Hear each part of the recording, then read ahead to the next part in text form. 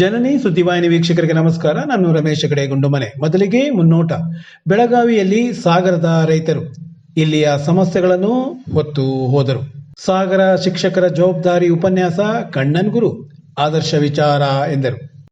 ಶರಾವತಿಯ ಸಮಸ್ಯೆ ಸೇರಿದಂತೆ ಶಿವಮೊಗ್ಗ ಜಿಲ್ಲೆಯ ರೈತರ ಸಮಸ್ಯೆಗಳನ್ನು ಹೊತ್ತು ಬೆಳಗಾವಿಗೆ ಸಾಗರದ ರೈತರು ತೆರಳಿದ್ದಾರೆ. ಈ ವೇಳೆ ರೈತ ಮುಖಂಡ ದಿನೇಶ್ ಶಿರ್ವಾಳ ಉದ್ದೇಶ ತಿಳಿಸಿರುವುದು ಹೀಗೆ. ಇವತ್ತು ಶಿವಮೊಗ್ಗ ಜಿಲ್ಲೆಯ ವಿವಿಧ ತಾಲೂಕುಗಳಿಂದ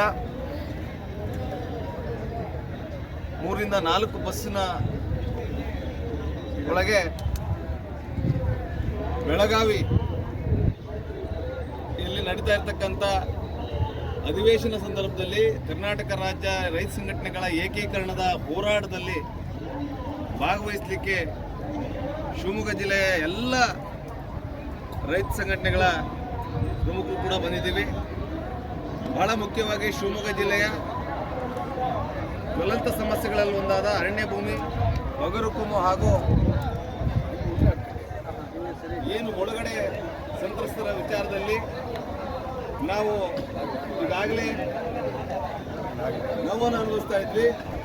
ಆ ವಿಚಾರವಾಗಿ ನವೆಂಬರ್ 31ನೇ ತಾರೀಕು ಏನು ಸಾಗರದಲ್ಲಿ ಹೋರಾಟ ನಡೆದಿತ್ತು, ಆ ಹೋರಾಟದ ಭಾಗವಾಗಿ ಸರ್ಕಾರ ನಮಗೆ ವಿಧಾನಸೌಧಕ್ಕೆ ಕರೆಸಿಕೊಂಡು ಮಾತುಕತೆ ಮುಖಾಂತರ ಭರವಸೆಯನ್ನು ನೀಡಿತು. ಆ ಭರವಸೆ ಹುಸಿಯಾಗಿರೋದ್ರಿಂದ ಮತ್ತೆ ಇವತ್ತು ಬೆಳಗಾವಿಗೆ ನಾವು ಎಲ್ಲರೂ ನಮ್ಮ ರೈತ ನಾಯಕರ ಹೋರಾಟಕ್ಕೆ ಬೆಂಬಲಿಸಿ ಇಡೀ ರಾಜ್ಯದ 31 ಜಿಲ್ಲೆಗಳಿಂದ ಸಾವಿರಾರು ಸಂಖ್ಯೆಯಲ್ಲಿ ಲಕ್ಷಾಂತರ ಜನ ರೈತರು ಇವತ್ತು ಸೇರ್ತಾ ಇದ್ದಾರೆ.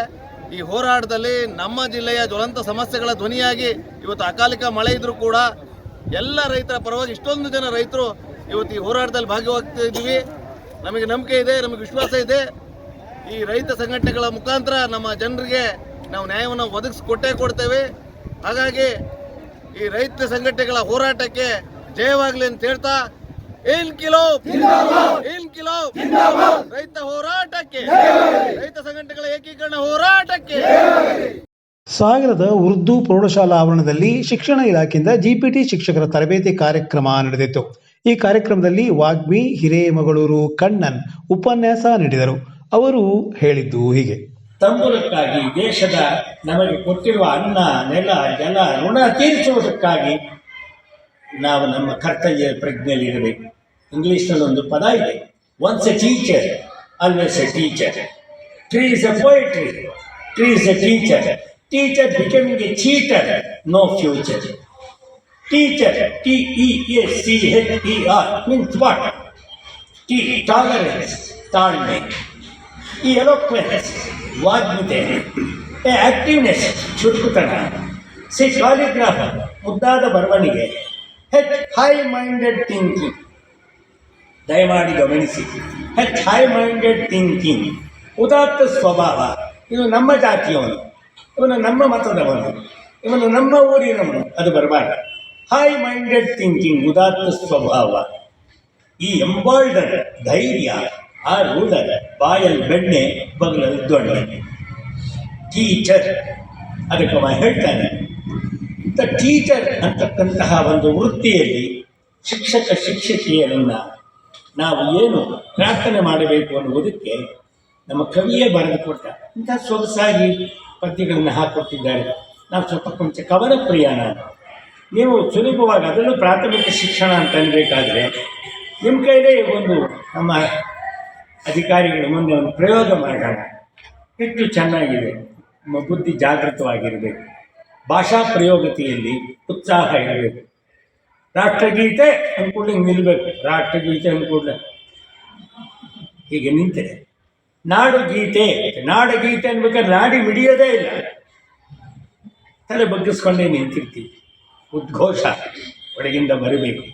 ಅದಕ್ಕೆ ನೋಡಿ ನಮ್ಮ ಕೈಯಾರ ಕಿಯಣ್ಣರೇ ಇಂಥ ಪ್ರಯೋಗ ಮಾಡಿದ್ದಾರೆ. ಕೂಡೋ ಲೆಕ್ಕ, ಕಡಿಯೋ ಲೆಕ್ಕ, ಪ್ರಕೃತಿ ಜೊತೆಗೆ ಹಕ್ಕಿ, ಅದರ ಜೀವನ, ಅದಿರುವ ಮೊಟ್ಟೆ, ಅದರಿಂದಾಗುವ ಮರಿ, ಅದರಿಂದ ಹಾರುವ ತನ, ಇವೆಲ್ಲವನ್ನು ಪ್ರಾಥಮಿಕ ಶಾಲೆಯಲ್ಲಿ ಮಕ್ಕಳಿಗೆ ನಾವು ಪ್ರಕೃತಿಯ ನಡುವೆ ಕಲಿಸ್ಕೊಡಬೇಕು.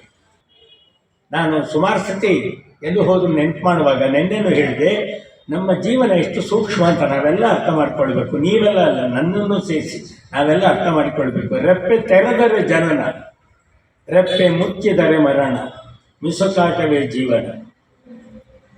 ಇಂಥ ಜೀವನ ಮಾಡತಕ್ಕಂತಹ ನಮಗೆ ಹುಟ್ಟಿದಾಗ ನಮಗೆ ಉಸಿರಿರುತ್ತೆ, ಹೆಸರಿರುವುದಿಲ್ಲ. ನಮ್ಮ ಹುಟ್ಟಡಗಿದಾಗ ನಮಗೆ ಹೆಸರಿರುತ್ತೆ, ಉಸಿರಿರುವುದಿಲ್ಲ.